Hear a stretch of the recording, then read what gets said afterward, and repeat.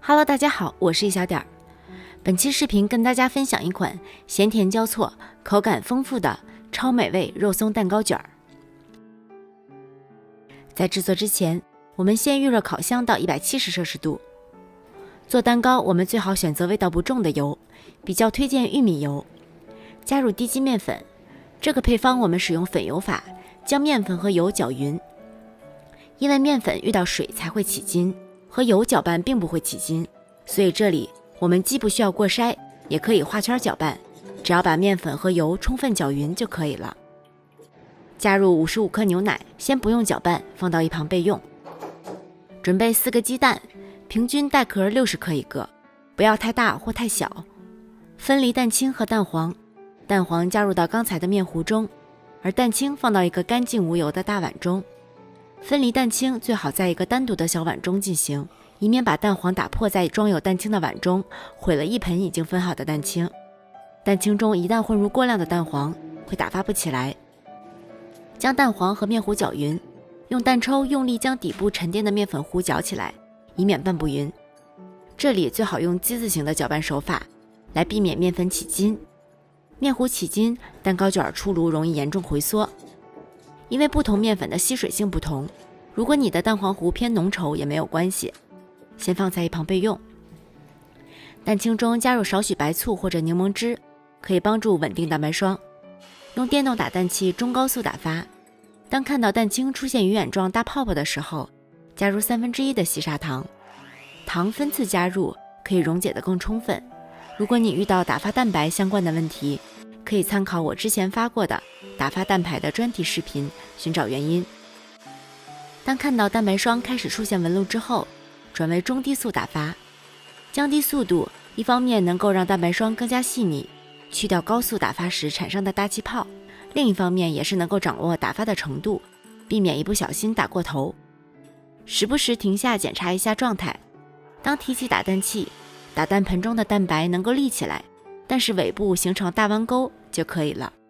这就是我们所需要的湿性泡泡状态。制作蛋糕卷，蛋白打得太硬，蛋糕在卷的时候韧性太强，容易开裂。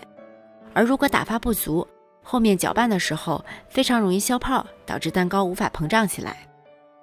将1/3的蛋白霜加入到蛋黄糊中，用刮刀翻拌均匀。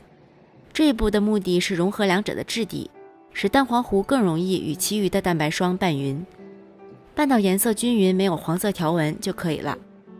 倒入到余下的蛋白霜中，用刮刀翻拌均匀，将刮刀伸到底部，刮到碗底，再把底部的面糊翻上来。转动盆子，再重复同样的动作。这一步切忌画圈搅拌，不然面糊会消泡，导致蛋糕膨胀不起来。可以像我这样刮一刮碗底，避免有蛋黄糊沉淀，出现拌不匀的情况。面糊拌不匀，蛋糕卷在烤制的过程中容易鼓大包。拌到颜色质地均匀就可以停下了。这时候面糊还是比较浓稠的状态，看起来也比较细腻，没有气泡。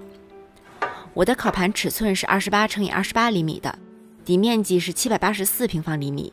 只要你的烤盘底面积和这个差不多，都可以制作。底下垫上油布或者烘焙纸防粘。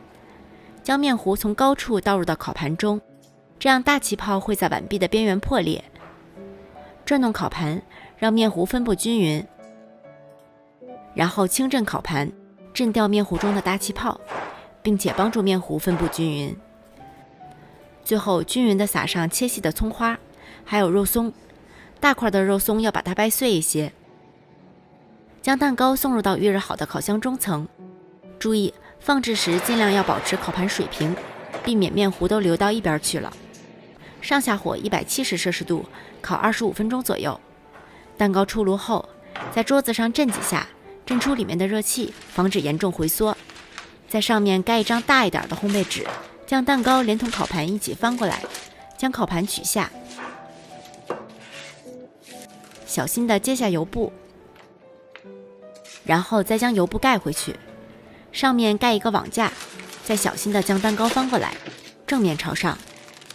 将烘焙纸松散地盖在蛋糕表面，给蛋糕保湿，但是注意不要贴到蛋糕，否则蛋糕晾凉时产生的水汽会让蛋糕皮粘在烘焙纸上。将蛋糕晾凉至不烫手，但还稍微有点温度时，就可以夹馅卷卷了。蛋糕要趁温热的时候卷，否则在卷的时候容易开裂。将蛋糕翻回到底部朝上，切下两端的蛋糕边，防止卷的时候开裂。底边也垂直切下来，而上边要像这样侧着切下来，这样可以更好的贴合蛋糕卷。抹上美乃滋沙拉酱，再均匀的撒上肉松，尾端可以留一点不放肉松，这样方便接口贴合。卷蛋糕卷可以借用一个擀面杖，放到烘焙纸底部，将烘焙纸提起来，用手指帮助蛋糕卷起始端卷进去，再借用擀面杖将蛋糕卷起来。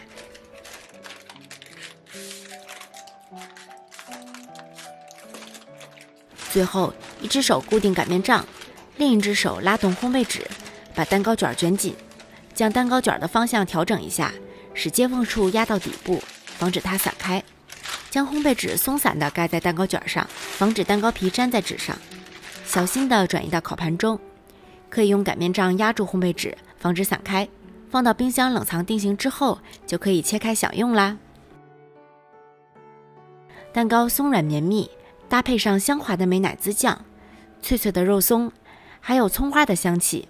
比起甜味的奶油蛋糕卷，肉松蛋糕卷咸甜交错，口感丰富，香气四溢，更让人欲罢不能啊！